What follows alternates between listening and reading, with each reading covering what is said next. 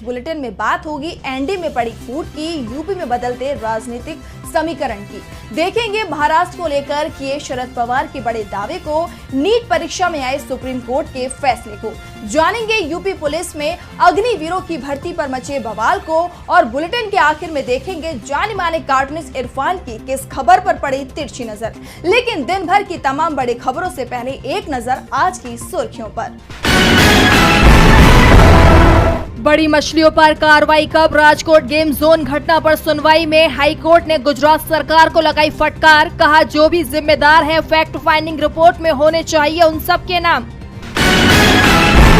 लगातार तीसरी बार राष्ट्रीय सुरक्षा सलाहकार बनाए गए अजीत डोभाल, पीएम मोदी के प्रधान सचिव पद पर बने रहेंगे पीके मिश्रा।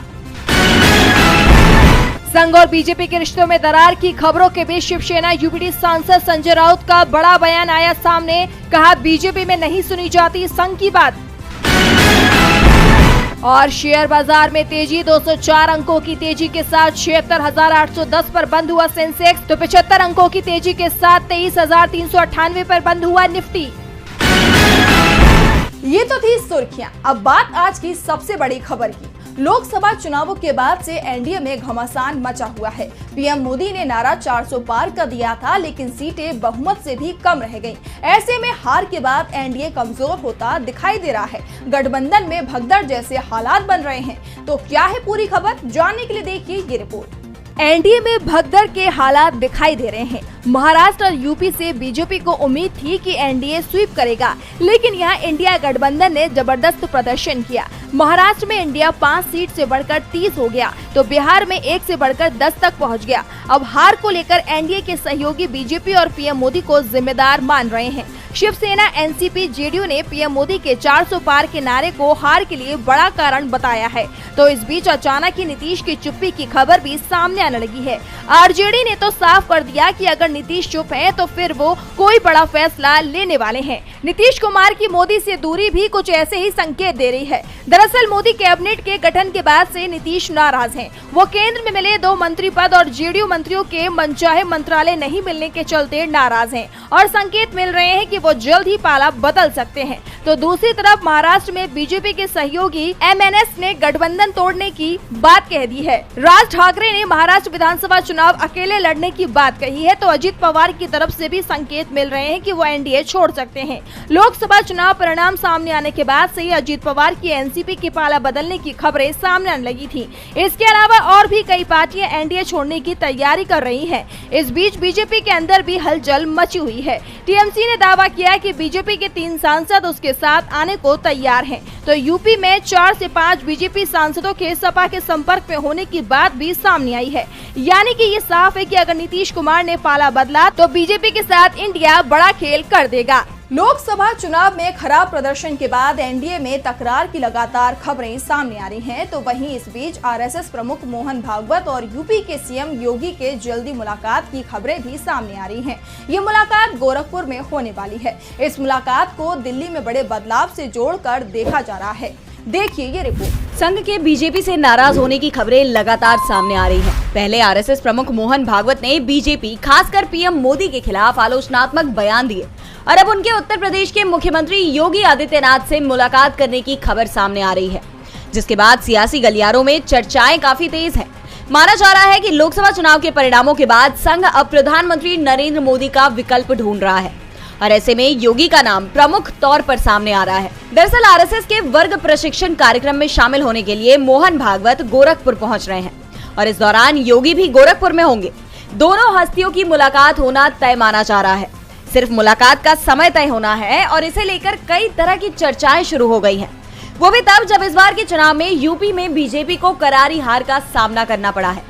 एनडीए के सहयोगी दल इस हार का ठीकरा पीएम मोदी के सिर पर फोड़ रहे हैं, तो अब संघ का भी रवैया पीएम को लेकर सख्त होता दिखाई दे रहा है। ऐसे में माना जा रहा है कि संघ पीएम मोदी के विकल्प की तलाश में जुट गया है, जिसमें योगी प्रमुख दावेदार दिखाई दे रहे हैं। कयास लगाए जा रहे हैं कि इस मुलाकात में भागवत योगी को यूपी के सीएम पद से हटाकर देश का पीएम बनाने को लेकर चर्चा कर सकते हैं। लोकसभा चुनाव के बाद से ही बीजेपी के अंदर टकराव तेज होता दिखाई दे रहा है। अब कुर्सी किसकी जाती है, इस पर निगाहें बनी हुई हैं। तो वहीं एनसीपी एसपी के चीफ शरद पवार ने बड़ा दावा किया है। उन्होंने कहा कि सत्ता की कुर्सी एनडीए के पास 4 से 6 महीने भी टिकने वाली नहीं है, इंडिया सरकार बनाएगा। तो क्या कहा पवार ने, जानने के लिए देखिए ये रिपोर्ट। महाराष्ट्र में सियासत उफान पर है। आगामी विधानसभा चुनाव से पहले बड़े उलटफेर के संकेत मिल रहे हैं और इस बीच एनसीपी शरद चंद्र पवार के प्रमुख शरद पवार का बयान सामने आया है। शरद पवार ने कहा कि महाराष्ट्र में मुझे सरकार बदलने में 5 से 6 महीने लगेंगे। उनके इस दावे ने विरोधी दलों की हवा टाइट कर दी है। पवार ने किसानों के मुद्दे पर सत्ताधारी गठबंधन पर निशाना साधते हुए कहा कि अगर सरकार हमारी नहीं सुनेगी तो हम लोगों को सड़क पर उतरना होगा। कई मुद्दे हैं जिनका समाधान एक दिन में नहीं होगा। शरद पवार एक तरफ महाराष्ट्र में सरकार बदलने का दावा कर रहे हैं तो दूसरी तरफ पीएम मोदी पर भी हमलावर नजर आ रहे हैं। पीएम मोदी की छवि पर तंज कसते हुए पवार ने कहा कि इस बार का चुनाव बहुत अलग था। इस चुनाव में शुरुआत में एक छवि बनी थी कि मोदी है तो मुमकिन है। कहा गया कि मोदी की गारंटी है, लेकिन आखिरकार क्या हुआ? पीएम के चुनावी भाषणों की आलोचना करते हुए पवार ने कहा कि चुनाव प्रचार में कुछ नियमों का पालन करना होता है, सभ्यता को कायम रखना चाहिए। चुनाव के दौरान कहीं भी जाति और धर्म से जुड़े मसलों को उठाने की अनुमति नहीं दी जानी चाहिए। राज्य में आगामी विधानसभा चुनाव से पहले शरद पवार ने जन संवाद शुरू कर दिया है। जनता के मुद्दों पर आवाज उठाने के साथ ही वो बीजेपी पर तीखे हमले करते हुए दिखाई दे रहे हैं। उनके लगातार बयानों ने विरोधी दलों की चिंता बढ़ा दी है। बीजेपी लगातार दबाव में दिखाई दे रही है और इस बीच नीट परीक्षा में गड़बड़ी का मामला भी सामने आया है, जिसमें पार्टी की मुश्किलें और भी ज्यादा बढ़ती जा रही हैं। इस मामले में आज सुप्रीम कोर्ट ने बड़ा फैसला सुनाया है। तो क्या फैसला सुनाया है कोर्ट ने, जानने के लिए देखिए ये रिपोर्ट। देश भर में नीट घोटाले का मामला गरमाया हुआ है। नीट एग्जाम में हुई धांधली को लेकर छात्रों में काफी गुस्सा है। ऐसे में गुरुवार को सुप्रीम कोर्ट ने नीट परीक्षा को दोबारा करवाने के निर्देश दिए हैं, लेकिन केवल ग्रेस मार्क्स पाने वाले 1563 अभ्यर्थी ही ये परीक्षा दोबारा देंगे। 23 जून को परीक्षा होगी और 30 जून तक नतीजे आ जाएंगे। इसके अलावा छात्रों को दिए गए ग्रेस नंबर भी रद्द किए जाएंगे। लेकिन इस फैसले से भी मोदी सरकार की मुश्किलें कम होती हुई नजर नहीं आ रही। इसे लेकर छात्रों, अभिभावकों, शिक्षण संस्थान तो पहले से ही मोदी सरकार पर हमलावर हैं। तो वहीं गुरुवार को कांग्रेस सांसद गौरव गोगोई ने भी प्रेस कॉन्फ्रेंस कर मोदी सरकार पर करारा हमला बोला है। गोगोई ने कहा कि कांग्रेस पार्टी का मानना है कि नीट परीक्षा की जांच की मांग के प्रति भाजपा सरकार का रवैया गैर जिम्मेदाराना और असंवेदनशील है। हम इस पूरे घोटाले की सुप्रीम कोर्ट की निगरानी में जांच की मांग करते हैं। इससे करीब 24 लाख छात्र प्रभावित हुए हैं। नीट घोटाले पर ध्यान देने के बजाय प्रधानमंत्री मोदी शपथ समारोहों में भाग लेने और विदेशी यात्राओं पर जाने में व्यस्त है। इंडिया गठबंधन इन छात्रों के मुद्दों को उठाएगा क्योंकि ये हमारी जिम्मेदारी है। आपको बताते चले कि राहुल गांधी ने भी छात्रों की आवाज संसद में उठाने की बात कही थी। गोगोई ने 4 जून को नीट के नतीजे आने पर भी सवाल किया। उन्होंने कहा कि चुनाव नतीजों के शोरगुल के बीच वो इस रिजल्ट की धांधली को छुपाना चाहते थे। गोगोई ने सुप्रीम कोर्ट से इस मामले में गहन जांच की मांग की है। अब उन छात्रों को फिर से परीक्षा देनी होगी जिन्हें ग्रेस मार्क्स मिले हैं। सवाल परीक्षा लेने वाली एजेंसी एनटीए के साथ ही मोदी सरकार पर भी उठ रहे हैं। आखिर सरकार के पास इसे लेकर क्या प्लान है? तो दूसरी तरफ यूपी की बीजेपी सरकार का जो प्लान सामने आया है उससे अलग हंगामा मच गया है। दावा किया जा रहा है कि यूपी पुलिस में अग्निवीर की तर्ज पर सिपाहियों की भर्ती होगी। तो क्या है पूरी खबर, जानने के लिए देखिए ये रिपोर्ट। भारतीय सेना में पहले ही अग्निवीर योजना लागू करने के चलते युवाओं में गुस्सा दिखाई दे रहा है, लेकिन अब यूपी पुलिस में भी इसी तरह की योजना को लागू करने की खबरें शुरू हो गई हैं। दरअसल उत्तर प्रदेश पुलिस में बहाली को लेकर सोशल मीडिया पर एक लेटर वायरल हो रहा है। वायरल लेटर में आउटसोर्सिंग के जरिए यूपी पुलिस में भर्ती को लेकर राय मांगी गई है। पत्र सामने आने के बाद से हंगामा हो गया है। ये लेटर डीजीपी मुख्यालय की तरफ से जारी किया गया है। इसमें कहा गया है कि यूपी पुलिस के कुछ पदों पर आउटसोर्सिंग के जरिए भर्ती की जाएगी। जैसे ही ये पत्र सामने आया, विवाद शुरू हो गया। इस भर्ती को अग्निवीर से जोड़ा जा रहा है। सोशल मीडिया पर लोग इस पर सवाल उठाने लगे। अग्निवीरों को पेंशन समेत अन्य कई सुविधाएं नहीं दी जा रही हैं। क्या वैसे ही यूपी पुलिस में भी किया जाएगा?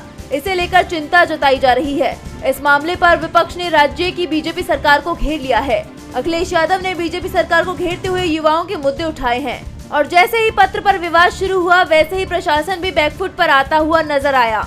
मामले में सफाई देते हुए यूपी पुलिस ने कहा कि ये पत्र गलती से जारी हो गया था, इसे निरस्त कर दिया गया है। बता दें कि अखिलेश यादव ने चुनावी सभाओं के दौरान भी इस मुद्दे को उठाया था। उन्होंने कहा था कि भारतीय सेना के बाद अब यूपी पुलिस में भी नौकरी 3 साल के लिए होगी। ऐसे में सवाल उठ रहे हैं कि क्या उनकी ये भविष्यवाणी सच हो रही है, जिसके बाद एक बार फिर बीजेपी सरकार सवालों के घेरे में आ गई है। विपक्ष ने घेरा तो सरकार की तरफ से सफाई आ गई। डीजीपी मुख्यालय की तरफ से कहा गया कि गलती हो गई। अब ये गलती हुई है या सरकार का कोई प्लान है जो उल्टा पड़ता दिखाई दे रहा है, इस पर सवाल उठ रहे हैं। तो वहीं सवालों में दिल्ली सरकार भी दिख रही है। दरअसल दिल्ली में जल संकट लगातार बढ़ता ही जा रहा है। इस बीच आप के नेता आतिशी और राज्यसभा सांसद राघव चड्ढा ने जेल में बंद सीएम अरविंद केजरीवाल से मुलाकात की। तो क्या है पूरी खबर, जानने के लिए देखिए ये रिपोर्ट। लोकसभा चुनाव के नतीजों में इस बार बीजेपी को हर तरफ से करारी शिकस्त मिली है।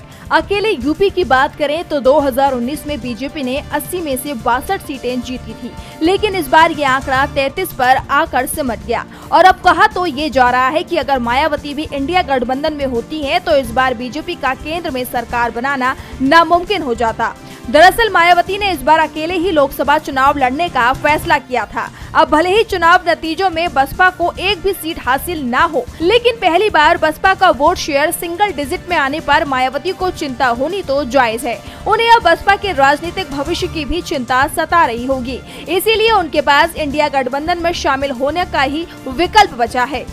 इसी बीच कांग्रेस सांसद प्रमोद तिवारी ने बीएसपी को इंडिया गठबंधन में शामिल होने का न्योता दिया है। तिवारी ने यहां तक कह दिया कि अगर बसपा इंडिया गठबंधन के साथ लोकसभा चुनाव लड़ती तो इंडिया गठबंधन की सारी 80 के 80 सीटों पर जीत होती। वैसे देखा जाए तो इस बार केंद्र में बीजेपी की नहीं बल्कि एनडीए सरकार बनी है, और वैसे भी बीजेपी ने टीडीपी के 16 और जेडीयू के 12 सांसदों से समर्थन लेकर जैसे तैसे सरकार बनाई है। एक तरफ केंद्र की मोदी सरकार अब गई तब गई की स्थिति में है, तो वही माना जा रहा है कि 2027 के यूपी विधानसभा चुनाव में बीजेपी के साथ खेला होने के आसार हैं। लेकिन उससे पहले ही इसका ट्रेलर यूपी के 9 सीटों पर होने वाले उपचुनाव में देखने को मिल सकता है। दिल्ली में जल संकट का हल कैसे होगा, इसे लेकर चिंता बढ़ती दिखाई दे रही है। तो दूसरी तरफ बीएसपी चीफ मायावती भी चिंता में है, क्योंकि उनकी पार्टी का लोकसभा चुनाव में खाता भी नहीं खुला है। ऐसे में अब बीएसपी के इंडिया गठबंधन में शामिल होने के संकेत भी मिलने लगे हैं। तो क्या है पूरी खबर, देखिए ये रिपोर्ट। दिल्ली सरकार में मंत्री आतिशी और राज्यसभा सांसद राघव चड्ढा ने गुरुवार को तिहाड़ जेल में बंद सीएम अरविंद केजरीवाल से मुलाकात की। इस दौरान अरविंद केजरीवाल से आतिशी की भीषण गर्मी के बीच बिजली और पानी की स्थिति को लेकर भी चर्चा हुई। सीएम केजरीवाल ने उन्हें समस्या से निपटने के लिए यथाशीघ्र कदम उठाने के निर्देश दिए। आतिशी ने कहा कि जेल में रहते हुए भी केजरीवाल केवल दिल्ली के लोगों और उनकी समस्या के बारे में सोच रहे हैं। जेल में केजरीवाल से मुलाकात के बाद आतिशी ने बताया कि अरविंद केजरीवाल ने सबसे पहले पानी के बारे में पूछा। केजरीवाल ने टीवी पर देखा कि पानी की कमी चल रही है और दिल्ली के लोग परेशान हैं। उन्होंने मुझे जरूरी कदम उठाने के निर्देश दिए। साथ ही उन्होंने सभी विधायकों को ग्राउंड पर जाने और लोगों की पानी की परेशानी को हल करने के निर्देश भी दिए हैं। आतिशी ने बताया, पिछले दिनों उत्तर प्रदेश में आग लगने की वजह से दिल्ली के कई हिस्सों में बिजली चली गई थी। तो अरविंद केजरीवाल ने कहा कि तुरंत सभी अधिकारियों के साथ बैठकर समाधान ढूंढे ताकि दोबारा ऐसी समस्या न आए। बता दें कि बुधवार को पंजाब के मुख्यमंत्री भगवंत मान और केजरीवाल की पत्नी सुनीता केजरीवाल ने भी तिहाड़ में उनसे मुलाकात की थी। सीएम अरविंद केजरीवाल को ईडी ने दिल्ली शराब घोटाले मामले में 21 मार्च को गिरफ्तार किया था। इसके बाद सुप्रीम कोर्ट ने उन्हें 10 मई को लोकसभा चुनाव में प्रचार के लिए अंतरिम जमानत दी थी। और बुलेटिन के आखिर में देखेंगे जाने माने कार्टूनिस्ट इरफान की किस खबर पर पड़ी तिरछी नजर।